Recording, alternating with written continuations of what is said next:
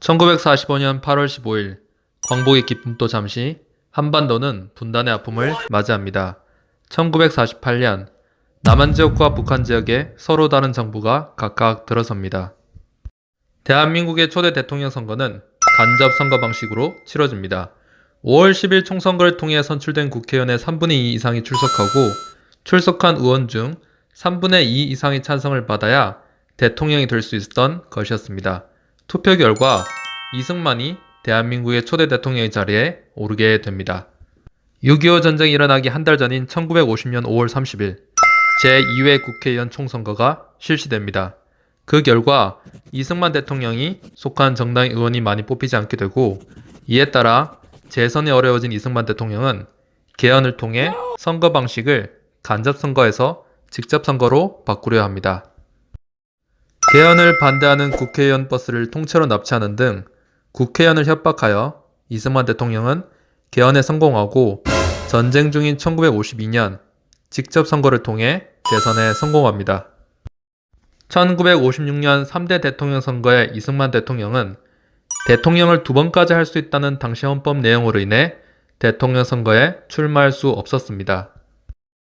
권력을 놓치기 싫었던 이승만 대통령은 초대 대통령에게는 대통령을 2번까지 할 수 있다는 헌법의 내용을 적용하지 아니한다는 개헌안을 국회에 제출합니다. 개헌에 필요한 3분의 2 이상, 즉 136표 확보에 실패한 당시 집권당은 국회의원 총 203명의 3분의 2는 135.3333인데 이를 반올림하면 135명이 된다는 445의 논리를 들어 개정안을 통과시키고, 이에 따라 이승만 대통령은 3선에 성공합니다.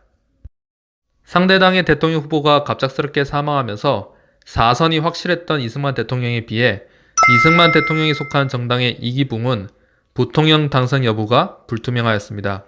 이에 이승만 정권은 이기붕을 부통령에 당선시키기 위해 온갖 방법을 동원합니다. 유권자들에게 돈이나 물건을 주면서 이승만 정부에 투표를 하게 하기, 투표함에 미리 표 집어넣기, 3명 6명씩 짝지어서 한꺼번에 선거하기 등의 부정선거를 치릅니다. 이를 3.15 부정선거라고 합니다. 마침내 참다 못한 학생과 시민들이 부정선거에 대항하여 시위에 참여하게 됩니다. 한편 마산 앞바다에서 시위에 참여한 김주열 학생의 시신이 최루탄에 박힌 채로 발견되고 사람들은 더욱 분노하여 시위는 전국적으로 일어나게 됩니다. 1960년 4월 19일 이승만 정권에 대한 시민들의 불만이 전국에서 터져나오고 말았습니다.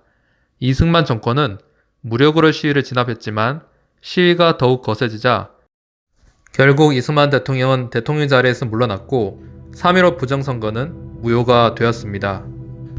4.19 혁명은 우리나라 민주주의를 지킨 최초의 민주화 운동이었다는 점에서 역사적으로 큰 의의를 지닙니다.